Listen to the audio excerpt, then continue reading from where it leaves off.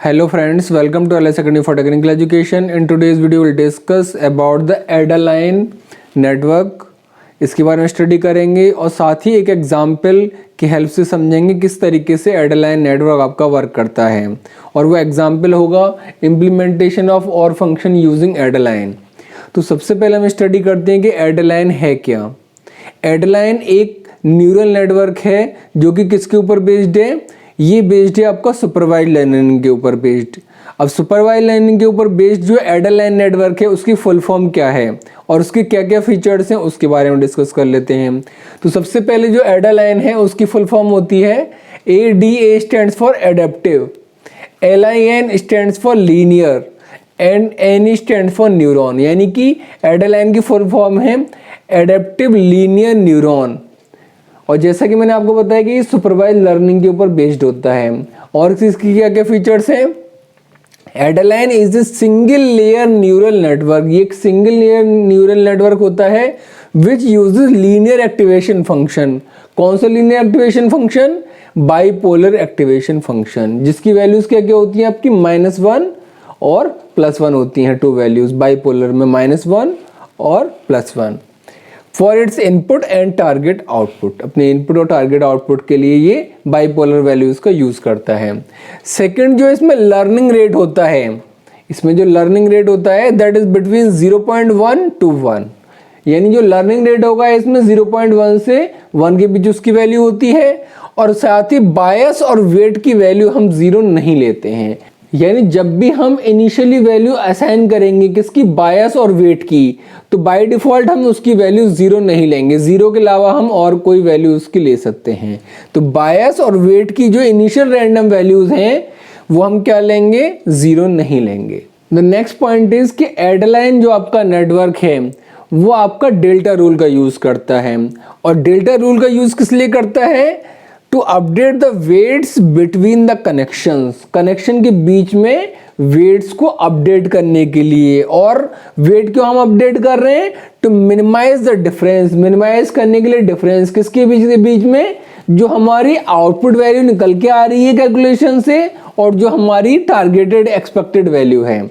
होता क्या है, हमने आपको जैसे सुपरवाइज नेटवर्किंग में पहले बताया था, सुपरवाइज लर्निंग में, कि एक तो हमारा जो आपका नेटवर्क कैलकुलेट करके देगा वो वैल्यू होती है, और एक होती है हमारी टारगेट वैल्यू कि आनी ये चाहिए थी लेकिन हमारी वैल्यू इतनी आ रही है। फॉर एग्जाम्पल हमने टारगेट वैल्यू कहा कि 1 आनी चाहिए लेकिन हमारी वैल्यू कितनी निकल के आ रही है, 0.3। तो एक्सपेक्टेड क्या थी, वैल्यू 1 थी और निकल के कितनी आ रही है हमारी, 1 के बजाय 0.3 निकल के आ रही है। तो जो डिफरेंस है उस डिफरेंस को हम क्या करते हैं, मिनिमाइज करने की कोशिश करते हैं। और वो मिनिमाइजेशन कैसे होता है? वो मिनिमाइजेशन होता है आपका वेट्स की वैल्यू को चेंज करके। भाई इनिशियली तो आपने कुछ भी रैंडम वेट ले लिया 0 को छोड़ के, लेकिन उससे आपने जो आउटपुट कैलकुलेट किया वो आउटपुट जो आपका निकल के आया वो आपको सही रिजल्ट नहीं दे रहा है। There is a difference between the calculated value and your expected target value. तो हम क्या करते हैं, फिर वेट्स की वैल्यू को चेंज करते हैं। ठीक है। और जो वेट्स की वैल्यू को आप चेंज करेंगे वो किसकी हेल्प से करेंगे, by using the delta rule. अब ये डेल्टा रूल क्या है, हमें ये पता होना चाहिए जो हम वेट्स को चेंज करेंगे, जिससे कि हमारा मिनिमम क्या हो सके, डिफरेंस मिनिमम हो सके किस किस के बीच में, जो चाहिए और जो हमारा आ रहा है। तो जो डेल्टा रूल इसमें यूज किया जाएगा वेट्स को चेंज करने के लिए, जो हमें एक्सपेक्टेड रिजल्ट नहीं मिलेगा, वो रूल क्या है, delta WI change in weight equal to alpha T minus y in XI। जहां पर ये क्या क्या टर्म्स है, डेल्टा W का मतलब है change in the ith weight. अगर I वाली यूज कर रहे हैं तो ये डेल्टा WI क्या होगा, चेंज इन ith वेट। ठीक है। अल्फा क्या है आपका, alpha is the learning rate. और लर्निंग रेट की वैल्यू हमें क्या लेनी है, 0.1 से 1 के बीच में आप कोई भी इनिशियल वैल्यू अपनी तरफ से ले सकते हैं। अगला क्या, XI is the input vector. जो भी आपकी इनपुट वैल्यूज होंगी वो आपकी XI को रिप्रेजेंट करेंगी। मान लीजिए 3 आपके यहाँ पर ये 3 इनपुट है, X1 X2 X3 X4 X5। तो ये आपके क्या हैं, दे आर योर XIs। जो भी आपकी इनपुट की वैल्यू होगी वो आपकी क्या कहलाएगी, XI कहलाएगी। ठीक है। xi इज इनपुट वेक्टर, इनकी वैल्यूज क्या क्या हो सकती हैं इसमें, इनकी वैल्यूज -1 होगी या 1 होगी। ये हमने आपको पहले ही बता दिया कि बाइपोलर वैल्यू यूज करता है इनपुट्स के लिए। अगला है y in क्या होगा, net input to the output unit. भाई ये आपके वेट्स असाइंड है, x1 को w1 असाइंड है, x2 को w2 असाइंड है, xn को wn असाइंड है, ठीक है। और ये क्या है, ये सबसे पहला वाला इनपुट है। इस पे हम किसको अटैच करते हैं, बायस को अटैच करते हैं। जो इसकी वैल्यू 1 होती है बाय डिफॉल्ट, जो सबसे पहला इनपुट है इसमें, इसकी वैल्यू 1 होगी और बायस इससे अटैच होगा। बाकी सब इनपुट्स की वैल्यू -1 से +1 के बीच में कुछ भी हो सकती है, लेकिन जिससे बायस अटैच होता है उसकी वैल्यू क्या होती है हमारी, इसमें 1 होती है वैल्यू, ठीक है। बाकी इनकी वैल्यू आपको न्यूमेरिकल में दे रखी होगी और इनके वेट्स आप अपनी तरफ से कुछ भी इनिशियली एज्यूम कर सकते हैं, इंक्लूडिंग बायस। बायस की वैल्यू भी, जो वेट्स की वैल्यू एज्यूम करेंगे इनिशियली, वो बायस की वैल्यू भी एज्यूम कर रखेंगे आप। अब हम थे इस पॉइंट पे कि y in क्या है। y in क्या है कि जब ये सारी वैल्यू हम कैलकुलेट करेंगे तो हमें जो सिग्मा की वैल्यू मिलेगी वो आपकी क्या मिलेगी, y in, यानी कि वो नेट इनपुट जो आउटपुट पे जाएगा, net input which goes to the output unit. तो क्या निकल के आएगा हमारा निकल के आएगा w1 x1 plus w2 x2 plus w3 x3 w4 x4 ऐसे wn xn और प्लस b, ठीक है। तो जो निकल के आएगी वैल्यू हमारी वो क्या कहलाएगी, y in कहलाएगी, जो कि क्या होगी, सिग्मा wi xi और प्लस b, ठीक है। ये जो वैल्यू हमारी y in की निकल के आएगी, ये निकल के आएगी net input to the output value. कैसे निकल के आएगी, हर किसी के वेट का उसकी इनपुट वैल्यू से मल्टीप्लाई कर दीजिए और लास्ट में b का मल्टीप्लाई किससे करेंगे, 1 से, तो b इंटू 1 कितना हो जाएगा, b रहेगा। ये वैल्यू निकल के आएगी हमारी, किसको वैल्यू देगी हमारी, ये y in की वैल्यू निकल के आएगी, net input to the output unit. फिर हम क्या निकालेंगे, इससे आउटपुट निकालेंगे। आउटपुट किसका फंक्शन होगा, f in, f of y in। y जो आउटपुट निकल के आएगा वो क्या होगा, f ऑफ y in, ठीक है। और ये किससे निकल के आ रहा है y in आपका, sigma xi wi plus b से, प्लस b, ठीक है। t आपका क्या होगा, t जो आपको चाहिए, भाई y in तो ये निकल के आ गया आपका, लेकिन आपको चाहिए क्या था, हमारे ये निकल के आया y in 0.3 फॉर एग्जांपल, लेकिन आपको चाहिए कितना, टारगेट मान लीजिए 1, तो डिफरेंस आएगा। तो ये क्या करेगा, आउटपुट एरर जनरेटर एक एरर जनरेट करके देगा कि हाँ जो आपको चाहिए था वो आपको नहीं मिल रहा है, आपको चाहिए था 1 लेकिन कितना आ रहा, 0.3 आ रहा है। तो जो डिफरेंस है वो ये कैलकुलेट करके देगा आउटपुट एरर जनरेटर। कैसे जनरेट करेगा error, e t minus y n, जो टी माइनस वाई एन निकल के आएगी एरर, उसका स्क्वायर। यानी इसमें जो एरर निकालते हैं, टी क्या है, एक्सपेक्टेड आउटपुट, वाई एन क्या है, जो कैलकुलेटेड आउटपुट है, उनका जो डिफरेंस होगा उसको आपको स्क्वायर लेना है, वो आपकी क्या कहलाएगी, एरर। एरर क्या है, टारगेटेड वैल्यू माइनस वाई इन कैलकुलेटेड वैल्यू और उसका स्क्वायर, ठीक है। जो वैल्यू निकल के आएगी उसके बेसिस पर आप क्या करोगे, फिर अगली बार वेट में चेंजेस करोगे कि मुझे क्या वेट में चेंजेस करूं कि मेरी एरर कम हो जाए, ठीक है। फिर दोबारा से कैलकुलेट करोगे सारा आउटपुट, फिर चेक करोगे मेरी एरर कितनी आ रही है, क्या एरर घटी है या बढ़ी है, ठीक है। अगर मान लीजिए एरर कम हुई है तो फिर आप और अगली बार ट्राई करोगे कि क्या मेरी एरर अब भी आ रही है, मान लीजिए फिर एरर आ रही है, ठीक है। तो आप प्रोसेस को कब तक रिपीट करते रहोगे, जब तक आपकी एरर बहुत कम नहीं हो जाती या एरर बिल्कुल 0 नहीं हो जाती। तो ओवरऑल पर्पस क्या है हमारा, ओवरऑल पर्पस है एडेलाइन नेटवर्क का टू मिनिमाइज द एरर, ठीक है। एरर को जितनी हम ज्यादा मिनिमाइज कर देंगे उतना ही नेटवर्क आपका ज्यादा अच्छा फंक्शन करेगा। लेकिन एरर मिनिमाइज कब होगी, एक बार में तो एरर मिनिमाइज होके आएगी नहीं, आपको पूरे प्रोसेस को कई बार रिपीट करना पड़ेगा, हर बार एरर को कैलकुलेट करना पड़ेगा, फिर वेट्स को चेंज करना पड़ेगा, फिर दोबारा से कैलकुलेशन करनी पड़ेगी। इस तरीके से जब हम कई बार लूप को चलाएंगे तब जाकर हमें वैल्यू को कम मिलना शुरू होगा। तो इस टाइप का अगर इसके ऊपर बेस्ड आपको कभी भी न्यूमेरिकल आता है तो कम से कम आप 3-4 स्टेप जरूर निकाल के दिखाइए कि हाँ भाई एरर कम हो रही है। इट मे बी पॉसिबल कि आपको एरर 0 ना मिल पाए, यानी कि जो एरर आ रही है आती रहे, लेकिन आप दिखा सकते हो कि हाँ भाई 4 स्टेप के पास एरर बहुत कम हो गई है। क्योंकि एग्जाम में न्यूमेरिकल आएगा, बहुत ज़्यादा आप कैलकुलेशन ज़्यादा लेंदी कर नहीं सकते, क्योंकि लूप तो हो सकता है 10 बार चले, लेकिन 10 बार चलेगा तो बहुत ज़्यादा कैलकुलेशन हो जाएंगी। तो आप कम से कम 3 या 4 स्टेप तक कैलकुलेशन करिए और ये दिखा दीजिए कि now the error is very low, so it is now acceptable. ठीक है, एक एग्जाम्पल के हेल्प से हम समझाने की कोशिश करते हैं इम्प्लीमेंटेशन ऑफ और फंक्शन यूजिंग एड लाइन। मान लीजिए आपसे एग्जाम में आता है कि और का जो फंक्शन है उसको इम्प्लीमेंट करके दिखाइए एड लाइन की हेल्प से। और फंक्शन क्या कहता है कि जो भी वैल्यू दोगे उसका और करके आपको आउटपुट देगा, लेकिन हमें क्या दिखाना है कि क्या वो आउटपुट दे रहा है सही दे रहा है। अगर सही नहीं दे रहा है हमें जो चाहिए आउटपुट, तो एरर क्या आ रही है, और अगर एरर आ रही है तो हमारा पर्पस क्या होगा, उस पूरे प्रोसेस को कई बार चलाना, वेट्स को एडजस्ट करना और लास्ट में एरर मिनिमाइज करके देना। ठीक है, तो जितनी ज़्यादा एरर मिनिमम हो जाएगी हमारी, उतना ही आपका नेटवर्क अच्छे से वर्क करेगा। तो अगर इम्प्लीमेंटेशन आता है और फंक्शन का यूजिंग एड लाइन, तो सबसे पहले हम क्या करेंगे, हमें पता है कि इसमें क्या यूज़ किया जाता है, बाइपोलर यूज़ किया जाता है। अब बाइपोलर यूज़ किया जाता है, लेकिन आपने तो बाइनरी पढ़ा हुआ है और गेट। तो अगर बाइपोलर में और गेट की वैल्यूज़ को लिखना है तो कैसे लिखेंगे पहले वो समझिए। आपको न्यूमेरिकल में आ रहा है कि इम्प्लीमेंट करिए और function using Adaline network. तो सबसे पहले तो ट्रुथ टेबल बनाएंगे और गेट की। ठीक है, ट्रुथ टेबल में x1 x2 यानी कि और फंक्शन है तो 2 इनपुट होंगे x1 और x2, इसलिए हमने और गेट की वजह से 2 इनपुट लिए x1 x2।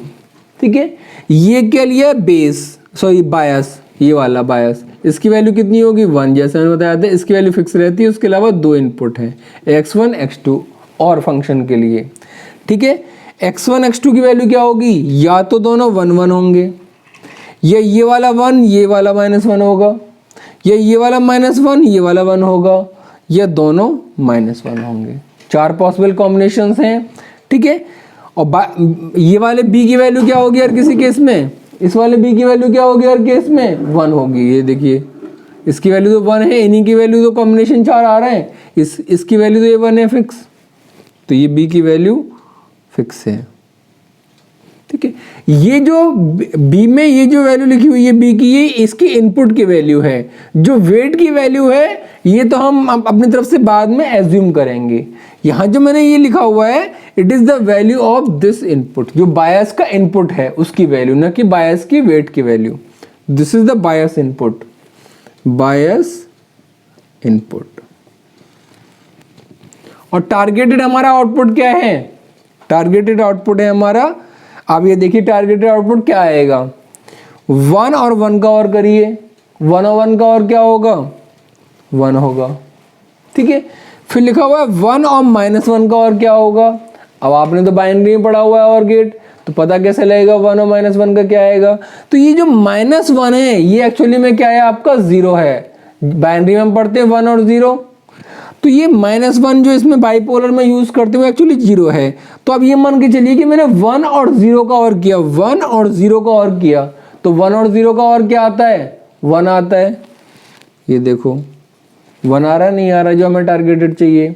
ठीक, ऐसे ये -1 1 लिखा हुआ है, -1 एक्चुअली में क्या है बाइनरी का 0 है, तो 0 और 1 का और किया तो कितना आया 1 आया। तो देखो जो टारगेटेड है हमारा 1 ही है। ठीक है, ये लिखा हुआ है -1 और मैंने क्या बताया -1 हमारा किसको रिप्रेजेंट कर रहा है 0 को, तो 0 और 0 का और करेंगे तो कितना आएगा आपका 0 और 0 का और 0 आना चाहिए। ठीक है, लेकिन यहाँ पर 0 को हमने क्या मान रखा है -1, इसलिए -1 है, 0 0 का 0 आना चाहिए, यानी कि 0 का मतलब -1 आना चाहिए। तो ये हमारी वैल्यूज इसके हिसाब से ये आ गई। ये बायस इनपुट चारों में 1 है यहाँ पर ये वाला, इसलिए हमने ये लिखा हुआ है। तो सबसे पहले हमने क्या किया, इस हिसाब से आपने ट्रुथ टेबल बना ली और फंक्शन के लिए, पहला स्टेप कंप्लीट हो गया और फंक्शन के लिए टेबल लिख ली। अब आपको एजम्पशन क्या करने हैं वो देख लीजिए। इनिशियली आपको कुछ एजम्पशन करने पड़ेंगे क्योंकि आपको वेट्स देने रखे हैं, ठीक है, नहीं आपको बायस के वेट की वैल्यू दे रखी है इस वाले की वैल्यू, तो हमें एज्यूम करना पड़ेगा कि हम 0 के अलावा कोई और वैल्यूज इनकी ले लें, और साथ ही लर्निंग रेट भी आपको अपनी तरफ से एज्यूम करना पड़ेगा। ठीक है, तो कोई भी वैल्यू आप एज्यूम कर सकते हैं, ऐसा नहीं कि जो मैं कर रहा हूं उसके हिसाब से करें, आप कोई भी वैल्यू अपनी तरफ से एज्यूम कर लेकिन इन कंडीशन का ध्यान रखते हुए कैलकुलेशन कर सकते हैं। सबसे पहले हमने क्या एज्यूम किया, initial weights and bias be equal to 0.1। अपनी तरफ से हमने मान लिया, 0 तो मान नहीं सकते, तो इनिशियल वेट और बायस की वैल्यू हमने 0.1 एज्यूम कर ली। ठीक है, अब एज्यूम करने के बाद लर्निंग रेट मैंने क्या एज्यूम कर लिया, लर्निंग रेट मैंने एज्यूम कर लिया, मान लीजिए 0.1 एज्यूम कर लिया अपनी तरफ से। अल्फा की वैल्यू मैंने एज्यूम कर लिया अपनी तरफ से, दैट अल्फा इक्वल टू, यहाँ मैंने लिख दिया, वेट और बायस की वैल्यू भी 0.1 है और अल्फा की वैल्यू भी, क्योंकि इन दोनों के बीच में कुछ होनी चाहिए, तो मैंने अल्फा की वैल्यू भी 0.1 एज्यूम कर ली लर्निंग रेट। ठीक है, अब आप देखिए आगे कैलकुलेशन कैसे करना है। सबसे पहले मैं कौन सा फार्मूला लगाऊंगा, मैं यहाँ पे कैलकुलेट करूंगा वाई इन इक्वल टू जो वैल्यूज आ रही हैं। ठीक है, तो वाई इन की वैल्यू क्या होगी, सिग्मा डब्ल्यू i x i plus b, ये मैंने फार्मूला आपको बताया था। ठीक है, सबसे पहले देखिए हम क्या कैलकुलेट करेंगे। सबसे पहले हमारा क्या कॉम्बिनेशन है, x1 x2 की वैल्यू क्या एज्यूम करेंगे आप, भाई xn तो है नहीं, x1 x2 ही है हमारे पास, और ये वाला 1 है, x1 x2 है, ये वाला 1 है, लेकिन x1 x2 की इनिशियल वैल्यू क्या है, 1 और 1, तो x1 1 और x2 1, यानी कि ये वाला कॉम्बिनेशन, इस वाले कॉम्बिनेशन के लिए x1 1 x2 1। ठीक है, और b की वैल्यू हमारी 1 है, ये वाला जो इनिशियल है ये वाला, यानी कि b का मतलब बायस की वैल्यू, इनिशियल बायस की वैल्यू हमारी क्या है, 0.1। वेट जो हमारा वेट है ये, इसको मैंने क्या मान रखा है आपका 0.1। ठीक है, तो y इन कैसे निकलेगा, y इन 1 तो ये है 1 इंटू बी, यानी 1 इंटू बी, यानी b की वैल्यू कितने हैं, 1 इंटू 0.1, b की वैल्यू मैंने 0.1 मान रखी है, प्लस w1 x1, w1 कितना है आपका, w1 कितना मान रखा है हमने, w1 मान रखा है हमने इनिशियल वेट 0.1, तो w1 कितना हो गया 0.1, x1 कितना है, x1 1 है, x2 कितना है, x2 भी 1 है, w2 कितना है 0.1 है। ठीक है, तो इनिशियली जो फार्मूला दे रखा है x1 w1 plus x2 w2 plus b into 1, b खाली मैंने b क्यों लिखा था, क्योंकि b के साथ यहाँ पर 1 दे रखा है। आपको क्या करना है, x1 x2 1 1 है, तो 1 इंटू w1, और w1 w2 और b की वैल्यू कितनी है 0.1, तो 1 into 0.1 plus 1 into 0.1 plus 0.1 into 1, तो हमारी वैल्यू क्या निकल आई है, 0.3 निकल के आ गई ये वाली वैल्यू। सबसे पहले वाले केस में जब x1 x2 हमारे 1 है और इस b वाले वेट की वैल्यू 0.1 है, तो ये y इन 0.3 आ गया। ठीक है, y इन 0.3 आ गया, तो हमें डेल्टा रूल से क्या निकालना है, चेंज इन वेट निकालना है अब। ठीक है, y इन की वैल्यू तो आपने निकाल ली 0.3, तो कैसे निकलेगी डेल्टा, सबसे पहले किसकी वैल्यू निकालेंगे, 3 वैल्यू निकालेंगे हम, 3 चीज़ों का वेट चेंज होगा, w1 का वेट चेंज होगा, w2 का वेट चेंज होगा और b का वेट चेंज होगा, 3 ही तो वेट लगे हुए हैं जिनका वेट चेंज होना है। तो डेल्टा w1 क्या होगा, डेल्टा w1 होगा अल्फा t माइनस y इन x1, alpha t minus y इन x1। ठीक है, अल्फा की वैल्यू कितनी एज्यूम कर रखी है मैंने 0.1, t की वैल्यू कितनी एज्यूम कर रखी है मैंने, टारगेट वैल्यू 1 एज्यूम कर रखी है। देखो वैसे भी जब x1 x2 1 1 है तो t की वैल्यू कितनी है, यहाँ से देखेंगे, टारगेट वैल्यू आपने कितनी एज्यूम कर रखी है 1 माइनस y इन की वैल्यू कितनी है 0.3 इंटू x1 की वैल्यू कितनी है, यहाँ पे क्या होगा x1 होगा, x1 कितना है 1 रख दिया, डेल्टा w1 कितना आ गया 0.07। ठीक है, तो नया वेट कितना होगा अगली बार के लिए, जब अगली बार हम अगला इनपुट देंगे तो उसके लिए वेट नया क्या होगा, w1 new equal to w1 old plus change in weight. ठीक है, ओल्ड वेट कितना मान रखा है हमने सबका इनिशियल वेट कितना मान रखा है 0.1, तो पुराना वेट कितना हो गया w1 का 0.1 और चेंज इन वेट कितना आ रहा है 0.07, तो नया वेट कितना आ गया w1 का 0.17 आ गया। ठीक है, W1 का नया वेट आ गया। अब देखिए W2 का नया वेट इक्वल टू W2 का old weight plus change in weight of W2। ठीक है, तो W2 का ओल्ड वेट और डेल्टा W2 किसके इक्विवेलेंट होगा, alpha t minus y in into x2। यहां पर क्या हो जाएगा, ये x2। तो W2 ओल्ड कितना होगा, सबके पुराने वेट इनिशियल वेट कितने हैं 0.1 प्लस अल्फा की वैल्यू कितनी है 0.1, t की वैल्यू कितनी है, पहले वाले केस के लिए जब ये दोनों 1 1 है, t की वैल्यू कितनी है 1, तो 1 माइनस वाई इन की वैल्यू कितनी है 0.3 इंटू x2 की वैल्यू कितनी है 1। ये कितना निकल आया W2 न्यू 0.17 निकल आया। ठीक है, अब किसका रह गया है, W1 W2 का तो निकाल लिया, B का और नया वेट और निकालना है, जो B वेट है ये B new equal to B old plus delta B।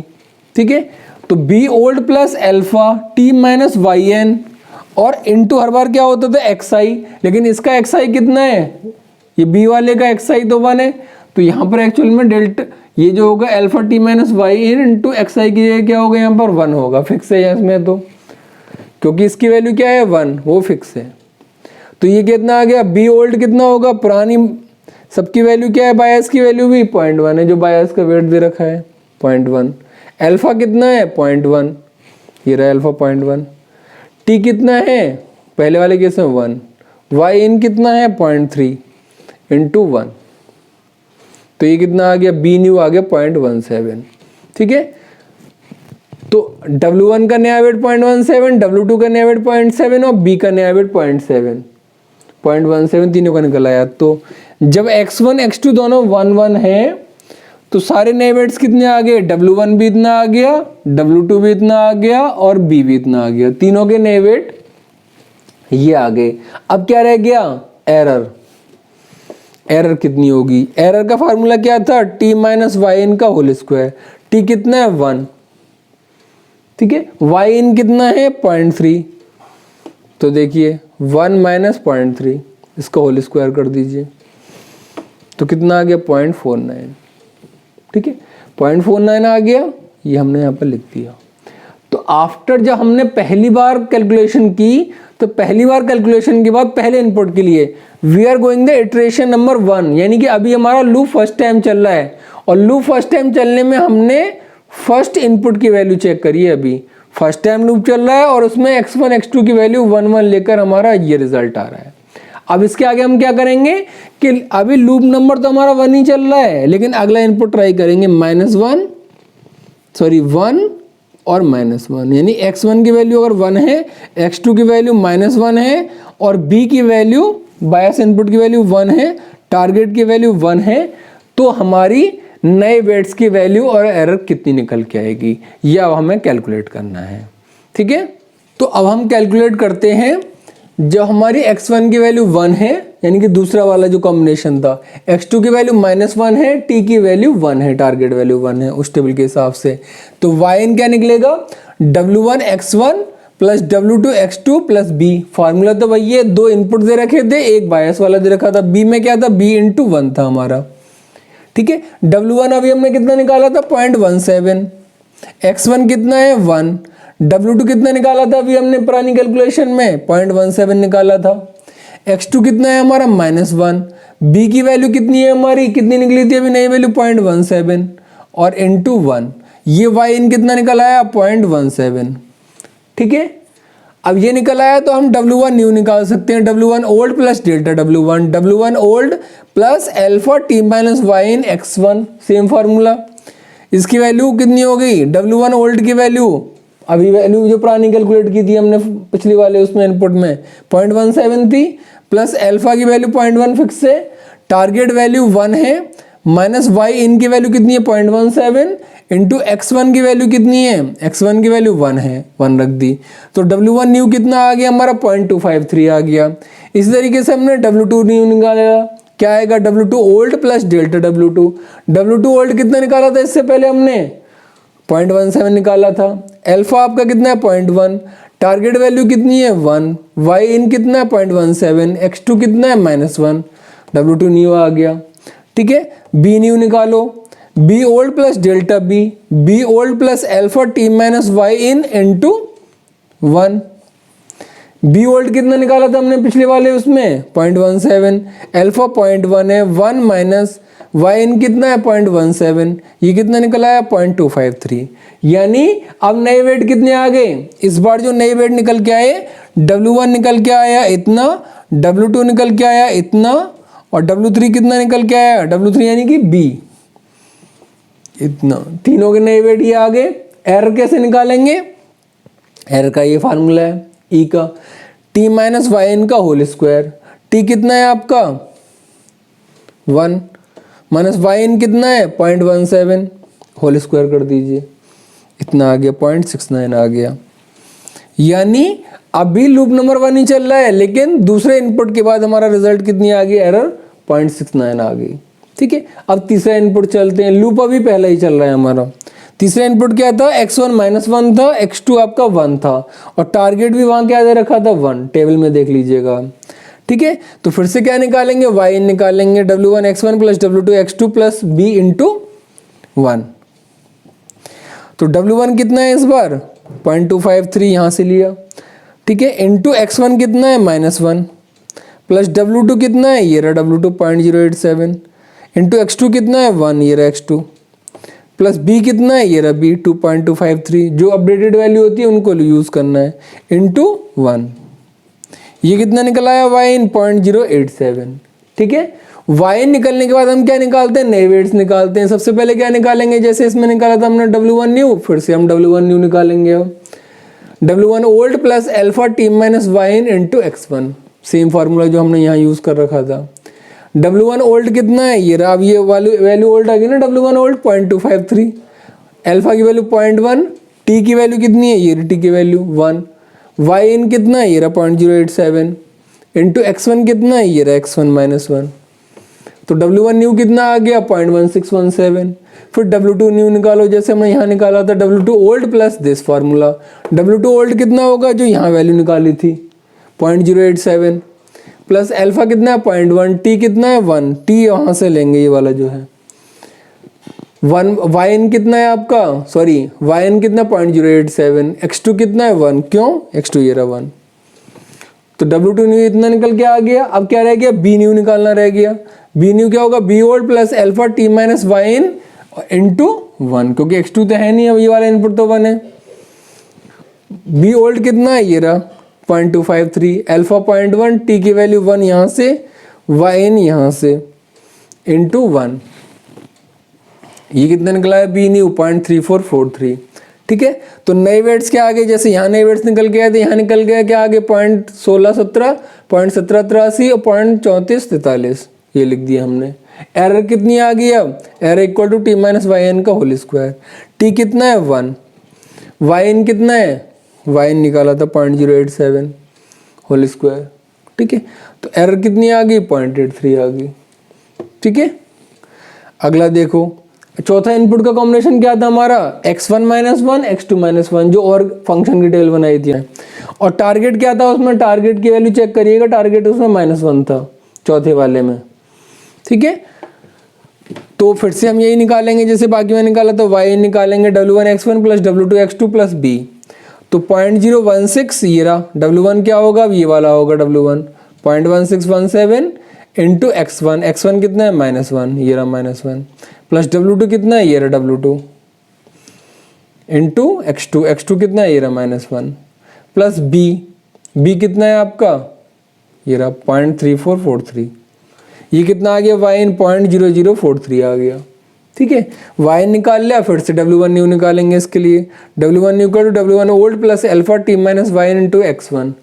ठीक है, W1 ओल्ड कितना होगा, ये रहा W1 ओल्ड, अल्फा कितना है 0.1, t कितना है, ये रहा t माइनस 1, वाई इन कितना है 0.0043 है, x1 कितना है, ये रहा -1। ठीक है, ये -1 है आपका। तो ये वैल्यू कितनी आ गई, W1 न्यू की इतनी आ गई। अब W2 न्यू निकालो, W2 old plus alpha t minus y into x2। W2 old कितना है, ये रहा W2 ओल्ड 283, अल्फा कितना है 0.1 है, t कितना है -1 है, वाई इन कितना 0.0043 है, x2 कितना है -1 है, ये रहा x2 -1। ठीक है, तो W2 न्यू कितना आ गया 0.2787 आ गया। अब B न्यू निकालिए, ठीक है, we are going into the fourth input, चौथा इनपुट चल रहा है हमारा पहली साइकिल का। तो बी न्यू निकालेंगे तो B old plus delta B, B old कितना है, ये रहा बी ओल्ड, ये निकाला था 0.3443, और डेल्टा बी क्या होगा, alpha T minus y in into 1। इसमें x1 x2 तो होता नहीं है, इसमें सीधा 1 होता है, 0.3443, अल्फा की वैल्यू 0.1, टी की वैल्यू कितनी है -1, और वाई इन की वैल्यू कितनी है 0.0043 इंटू 1। ये कितना आ गया, बी न्यू 0.2439 आ गया। ठीक है, एरर कितनी आ गई, टी माइनस वाई एन का होल स्क्वायर, यानी टी कितना है -1 इंटू -0.0043, ये रहा 0.0043, इसका होल स्क्वायर, एरर कितनी आ गई 1.01।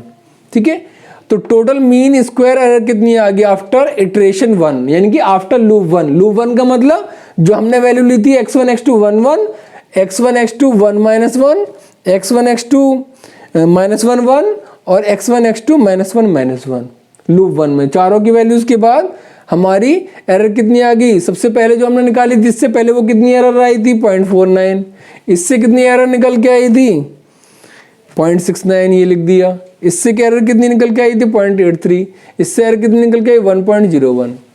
चारों को ऐड कर दीजिए, ये कितनी आ गई एरर 3.02 आफ्टर लूप 1 या इटरेशन 1, एरर कितनी आ गई 3.02। ठीक है, ये हमारी लूप 1 की एंड पे हो गया। अब जो हमने पूरा प्रोसेस लूप 1 के लिए बताया है, अब ये वैल्यूज आपकी सबसे नई वैल्यूज हो गई। कौन कौन सी, जो हमने W1 W2 W3 की ये वैल्यू निकाली है, ये और ये तो अब नए वेट्स हो गए। ठीक है, अब इनको यूज करके लूप 2 स्टार्ट करेंगे फिर से। लूप 2 में क्या करेंगे, फिर चारों इनपुट के लिए निकालेंगे x1 x2 की जो चारों वैल्यूज हैं, जैसे ये वैल्यूज हैं। फिर से लूप 2 में चारों वैल्यूज के लिए इसको इनिशियल वैल्यू मान के निकालिए कि W1 ये है, W2 ये है और B इन ये है। ठीक है, और फिर सबके एरर निकालिए। ठीक है, फिर आपको जो जब निकालेंगे एरर इटरेशन 2 में और फिर चारों को ऐड करेंगे तो क्या निकल के आएगा 1.94 निकल के आएगा। ठीक है, तो पहले के मुकाबले एरर कम हुई, पहले 3.02 एरर आ रही थी, दूसरी बार लूप चलाने पर हमने फिर से बेट को एडजस्ट किया, एरर कितनी रहेगी 1.94 रह गई। ठीक है, अब अभी एरर आ रही है, इसका मतलब तो हम क्या करेंगे, लूप को फिर से एक और तीसरी बार चलाएंगे, फिर सेम प्रोसेस पूरा रिपीट करेंगे, चारों इनपुट के लिए फिर से चेक करेंगे तो एरर कितनी निकल के आएगी 1.55 निकल के आएगी। ठीक है, अब भी एरर आ रही है लेकिन पहले से कम हुई है एरर। फिर से एक बार और लूप चला के देखिए, चौथी बार चारों इनपुट्स के लिए, तो आपके एरर फिर से टोटल करिए उनको, फिर निकल के आएगा 1.38। ठीक है, ऐसे ये काफ़ी लेंथी प्रोसीजर है। एग्जामिनेशन पॉइंट ऑफ व्यू से आप जितना निकाल सकते हैं उतना निकाल दीजिएगा। ठीक है, और जितना निकाल दें वहाँ पे जो भी मिनिमम एरर आ जाए आप कह दीजिए error reduces after each loop. हर लूप के बाद क्या हो रही है, एरर रिड्यूस हो रही है। कम से कम आप क्या करिएगा, एग्जामिनेशन में अगर ये प्रॉब्लम आती है, कम से कम 2 लूप आप जरूर निकाल के दिखाइए। एक लूप तो मैंने निकाल दिया, सेम लूप और निकाल के दिखाइए। ठीक है, इसके लिए वेट्स की वैल्यू क्या निकल के आएगी, W1 W2 की वैल्यू क्या निकल के आएगी और एरर की वैल्यू क्या निकल के आएगी, वो आप मैं डिस्क्रिप्शन में एक आपको लिंक भेज दूंगा, वहां से आप चेक कर सकते हैं कि ये वैल्यूज कैसे निकल के आई हैं। ठीक है, क्या एरर निकल के आएंगे जिनको ऐड करने पे हमें ये मिलेगा, क्या एरर्स निकल के आएंगे 4 जिनको ऐड करने पे हमें ये मिलेगा, क्या एरर्स निकल के आएंगे जिनको ऐड करने पे हमें ये मिलेगा।